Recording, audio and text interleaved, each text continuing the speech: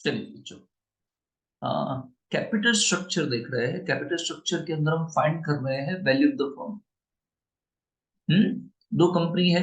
एक कंपनी का नाम है एस लिमिटेड और टी लिमिटेड, दूसरी कंपनी का नाम है एस और T limited.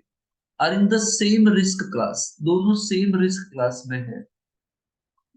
But S limited uses डेब्ट, एस लिमिटेड है ना डेब्ट यूज करता है, while T limited not, T limited डेब्ट यूज नहीं करता है।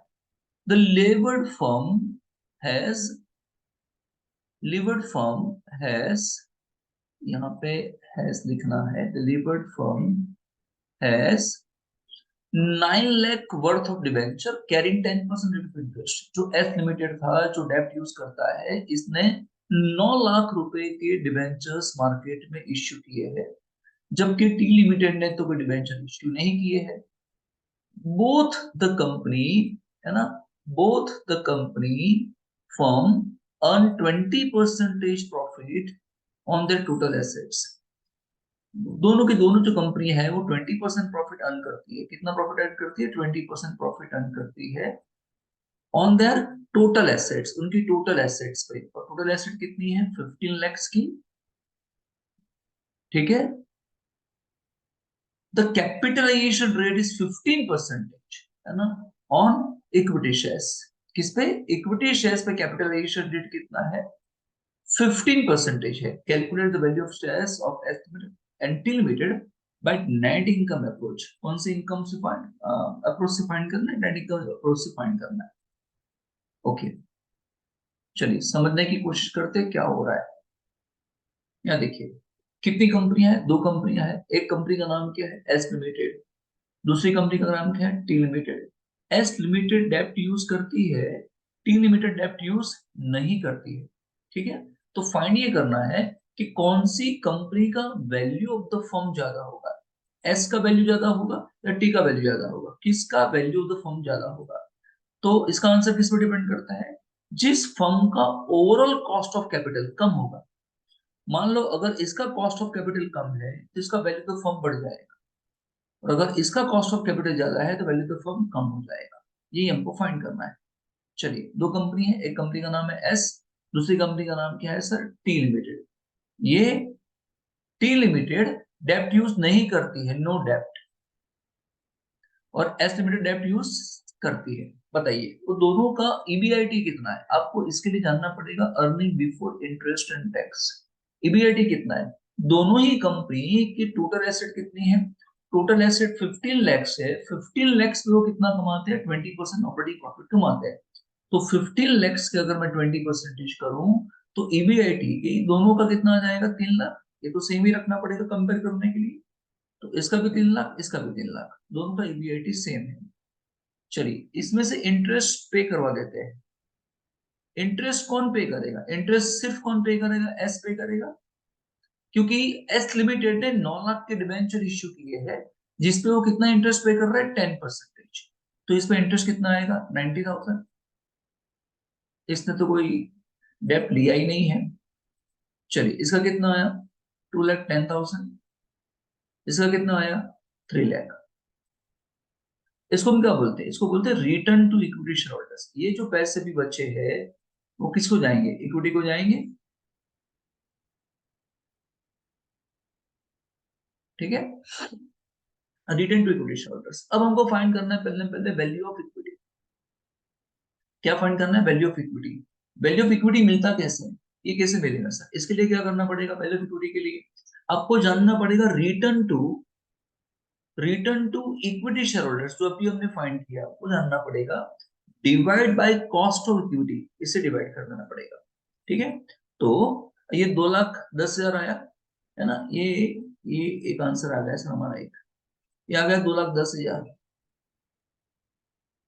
इसको डिवाइड कर देना है कॉस्ट ऑफ इक्विटी से। कॉस्ट ऑफ इक्विटी कितना है? कैपिटलाइजेशन रेट कितना है? 15% दोनों के लिए। तो उसको डिवाइड कर दूंगा 15%। 15% मतलब 0.15 से डिवाइड करूंगा, है ना। 0.15 यहाँ, और यहाँ 3 लाख को डिवाइड करने वाला हूं मैं यहाँ 0.15 से। ठीक है। बोलो कितना आ जाएगा फिर? जैसे डिवाइड करूंगा, 2,10,000 को डिवाइड करूंगा मैं 15 से 0.15 से तो ये हो जाने वाला है, ये आ जाएगा 14 लाख। 14 लाख और ये आ जाएगा 0.15 से डिवाइड कर दूंगा तो ये आ जाएगा सर ये 20 lakhs। ये क्या मिला आपको? ये आपको पहला आंसर मिला, ये आपको पहला आंसर मिला, ये मिला आपको value of equity. This is your value of equity. ठीक है, अब हम फाइंड कर लेते हैं सर वैल्यू ऑफ डेब्ट। क्या फाइंड करते हैं? वैल्यू ऑफ डेब्ट। बताइए वैल्यू ऑफ डेब्ट कितनी है? यहाँ तो डेब्ट, यहाँ डेब्ट लिया था, यहाँ 9 लाख का डेब्ट है, यहाँ तो डेब्ट है ही नहीं। ठीक है ना, तो ये हो गया डेब्ट। चलिए value of the firm. Value of the firm कैसे मिलता था? Value of equity plus value of डेब्ट। बोलो इक्विटी की वैल्यू कितनी आई? 14 लैक्स। ये कितना आया? 9 लाख। तो कितना हो जाएगा? 14 प्लस 9 कितना हो जाएगा? 23 लाख। तो यहाँ पे 23 लाख की वैल्यू आई है, और यहाँ पे value of equity and value of डेब्ट, लेकिन यहाँ तो सिर्फ इक्विटी है, तो ये कितना हो जाएगा? 20 लैक्स। इसका मतलब ये हुआ कि इसका वैल्यू आप देख रहे हो सर, इसका वैल्यू ज्यादा आया, इसका वैल्यू ज्यादा, वैल्यू द फर्म। अगर वैल्यू द फर्म ज्यादा है ना तो cost of, overall cost of capital कम हो जाएगा। अगर आपको जानना है तो ओवरऑल कॉस्ट ऑफ कैपिटल कितनी है, कॉस्ट ऑफ कैपिटल कितनी होगी, overall cost of capital formula क्या है ना, ये जो ईबीआईटी था उससे आपको डिवाइड कर देना है वैल्यू ऑफ द फर्म से। तो यहाँ कितना होगा? ये जो 23 लाख है, 23 लाख जो आप आए हैं, 23 लाख को आप डिवाइड कर दोगे ईबीआईटी, सॉरी ये क्या था,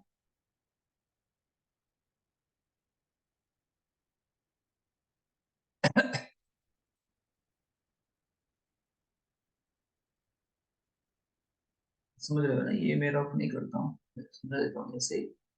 ये जो है ईबीआईटी, ईबीआईटी कितना था आपका? 3 लाख, ये 3 लाख था, तो आपको 3 लाख से डिवाइड कर देना है, 3 लाख को डिवाइड कर देना है, 3 लाख को डिवाइड कर देना है 23 लाख से, है ना, तो डिवाइड कर दोगे और इंटू 100 कर देना है, ना परसेंटेज मिल जाएंगे आपको, तो इसका आंसर आ जाएगा, है ना। और ये था 3 लाख, उसको डिवाइड कर देना है 20 लाख से, और इंटू क्या कर देना है 100, तो इसका आंसर आ जाएगा।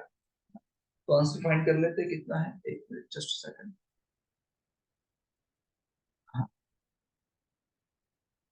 3 लाख डिवाइड बाय 23 लाख, तो ये आ गया आपका 13 पॉइंट, ये आ गया 13.04। उस तरीके से 3 लाख डिवाइड बाय 20 लाख, ये आ जाएगा 15%। ये 15% आया, ये कितना है? 13.04। बताओ किसका कॉस्ट ज्यादा है, किसका कॉस्ट ज्यादा है ना, किसका कॉस्ट ज्यादा है, जल्दी बताओ। इसका कॉस्ट ज्यादा आया ना, 15 ज्यादा आया है ना, और ये कम आया, समझ रहे हो ना। अगर वैल्यू ऑफ द फर्म बढ़ जाएगी ना, अगर फर्म की वैल्यू बढ़ जाएगी तो ऑटोमेटिक कॉस्ट क्या हो जाने वाला है? कम हो जाएगा। इसका मतलब ये हुआ कि जो लीवर्ड फर्म है, जिस फर्म ने डेप्ट लिया हुआ है, जो डेप्ट लेके काम कर रही है, उसका कॉस्ट कम आ रहा है, और जो डेप्ट के बगैर काम कर रहे हैं इसका कॉस्ट ज्यादा आ रहा है। आया समझ में? ठीक है, चलिए।